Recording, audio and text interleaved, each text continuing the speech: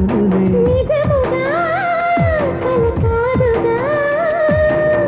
నిజమే నిజమే కలలాంటి నిజమిదే